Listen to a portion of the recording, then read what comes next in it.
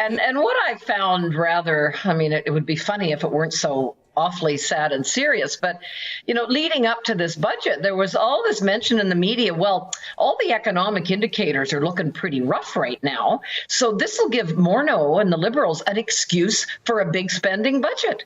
But when have they not had a big spending budget? When the economy was, doing not badly, say last year or the year before, they still had big spending budgets. So I sort of didn't understand why this was different. But there's no question, in the wake of the SNC-Lavalin fiasco and the ongoing situation there, we're going to have, I would think, the Vice Admiral Norman scandal, which looks like it's at least as ugly, if not more so, in the next few months. They're clearly looking to turn the page. I think even without all that, it would be a big spending budget. But they're probably looking for even more bells and whistles. The squirrel, look over here, Canadians, tactic to try to distract from all of their many, many scandals and fiascos. I heard I feel I haven't been listening to the news now for 5 minutes, so something else has probably happened in Ottawa in terms of somebody resigning, or, the clerk of the Privy Council resigned this morning, or retired, but, really resigned.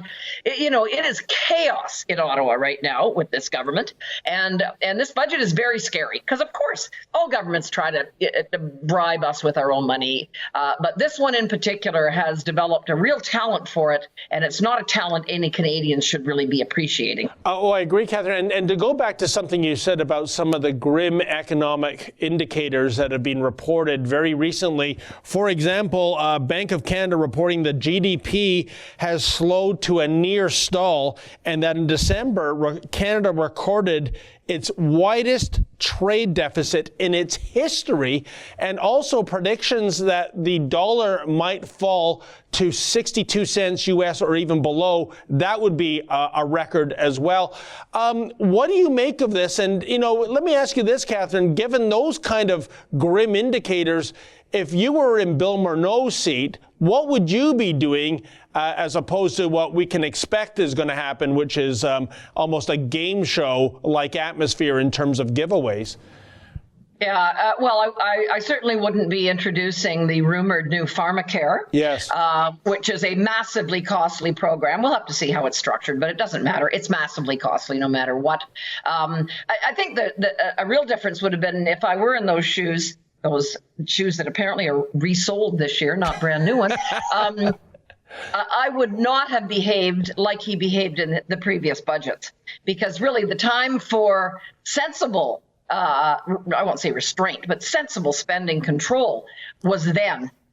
Things are slowing now, and the whole notion, I love it when the left sort of the political spectrum cite Keynesians, and I'm an economist, as you probably know, and the perverse thing about Keynes was he actually recommended that you save money in good times so that you have some in the bad times, and this government has spent ourselves, because it's our dough, stupid in the good times, which leaves us hugely vulnerable. So, I mean, again, I don't see any reason to introduce brand new, sparkly things like pharmacare, especially when things like the evidence out there shows that there's a very small minority of people that don't have coverage. Why don't we target them instead of having this massive new national program that's going to be mega tens of billions of dollars? And it's probably just going to make people unhappy anyway, because I bet a lot of stuff isn't going to be covered by it. We've also heard they're going to supposedly do things to help millennials buy houses. Well, frankly, you look at the market now, and the rate of millennial home ownership is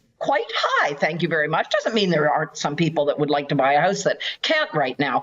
But again, these kinds of measures are not going to solve the problem. They might be sort of the sparkly baubles that somebody who isn't thinking in a long-term sense would find attractive. And that's, of course, what they're hoping. But I mean, I think in terms of different behavior, that should have happened over the past few years. We should have a nice cushion now as we see indicators going south in the economy, so that we can lessen the impact of the recession coming. That's an excerpt from the Ezra Levant Show. Every day I do a video monologue, and then I interview an interesting guest, and then I end by reading my hate mail. But you've got to subscribe to it, which you can do at therebel.media/shows.